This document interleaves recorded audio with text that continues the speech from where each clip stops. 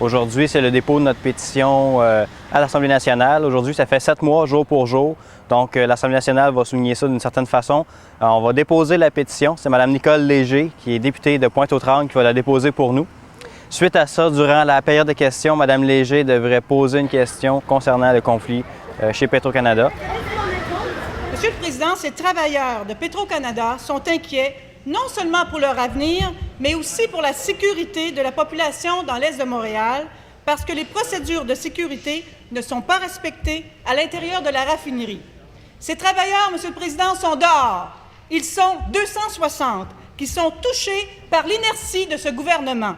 Est-ce qu'il y a quelqu'un dans ce gouvernement qui se préoccupe du sort de ces travailleurs et de ces familles? Est-ce que la ministre du Développement durable et de l'Environnement peut assurer la population de l'Est de Montréal que toutes les mesures seront prises pour assurer la sécurité?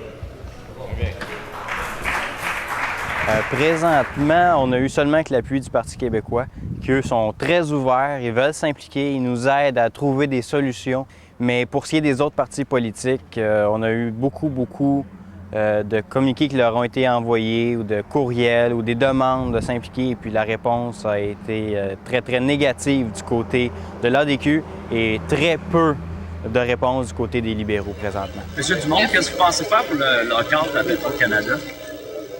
Bien, le lockout à Petro-Canada, le ministre du Travail vient de s'exprimer, mais c'est un conflit de travail privé. Et ce qu'on souhaite, c'est que les partis se mettent le plus rapidement possible du côté de la négociation. Qu'on mette, d'ailleurs, je pense que tout le monde doit faire partie de la négociation. Le problème, c'est qu'ils disent justement c'est privé, mais ils disent qu'il y a une loi anti-SCAB au Québec, mais qu'il n'y en a pas au Canada, puis qu'ils sont régis selon les lois du Canada. Fait qu'est-ce que vous pensez faire? Parce que, il me semble, les SCAB, je pensais que c'était réglé, ce problème-là. Bien, vous venez de dire, il y a une question de juridiction là-dedans. Il y a évidemment dans ce cas-là, je pense, une obligation de toutes les parties de négocier. On souhaite qu'il y ait une obligation de l'employeur de respecter le plus possible l'esprit des lois du travail du Québec. De l'employeur de respecter plus possible l'esprit des lois du travail du Québec. Mais il y a aussi...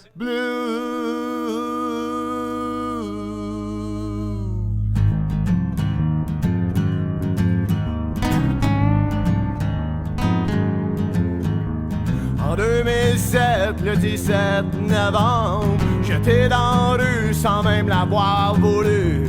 Vendu la lampe pour un peu de pognon. Mais où est passée la raison? Local blues, local blues. Martin Breneman et Frank Carr, toute la même histoire. Montrer mensonge, la vraie foi. Courons, y'ont pas de cœur, yeah, yeah, yeah, le cabus.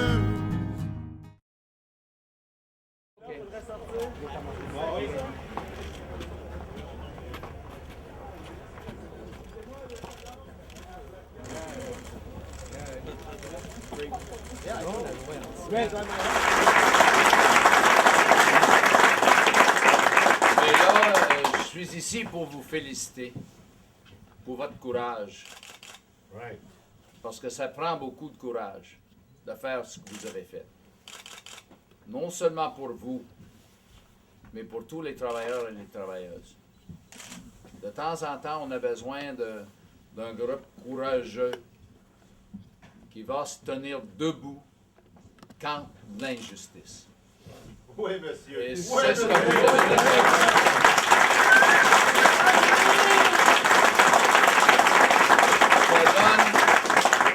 Cette victoire donne beaucoup d'espoir aux travailleurs partout. Parce que ça démontre que quand on est ensemble, quand on maintient une solidarité, quand on lutte pour la justice pour les travailleurs, on peut gagner. Et je sais que de temps en temps, probablement, c'était difficile pour vous, pour vos familles, Et on se demande de temps en temps, est-ce que c'est correct ce que nous sommes en train de faire, là? C'est ce que je veux dire quand je dis que ça prend du courage de faire ce que vous avez fait. Et vous avez eu un foi concernant les résultats. Vous avez décidé que votre lutte est juste. Moi, je vais raconter votre histoire aux travailleurs ailleurs au Canada.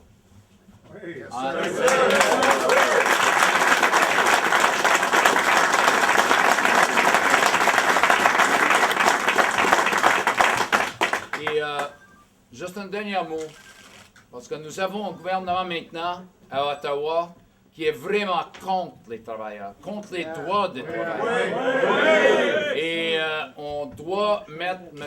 Harper à la porte.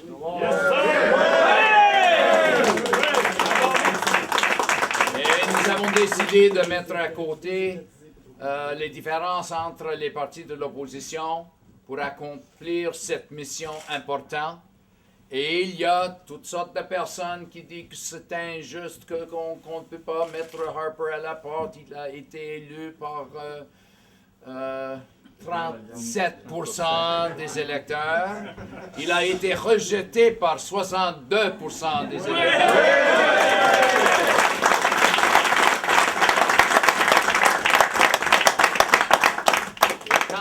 De temps en temps, j'ai des difficultés à dormir en disant est-ce que nous sommes en train de faire ce qu'on doit faire. Je vais penser à vous autres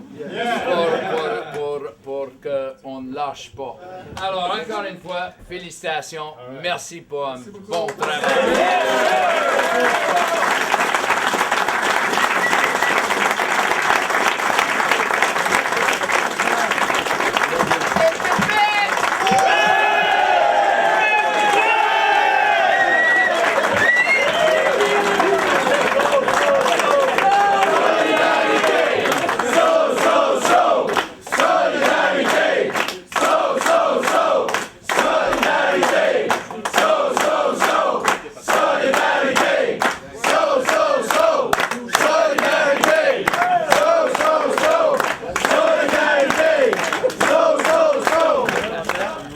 Appreciate everything that went on.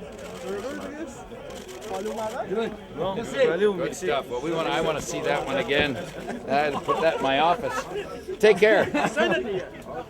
Jamais à genoux, toujours debout, toujours debout. Local blues, local blues, local blues, local blues.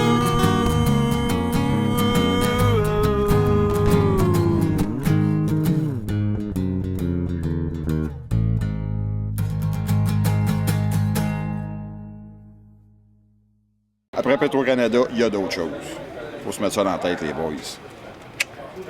Pour boire de l'eau.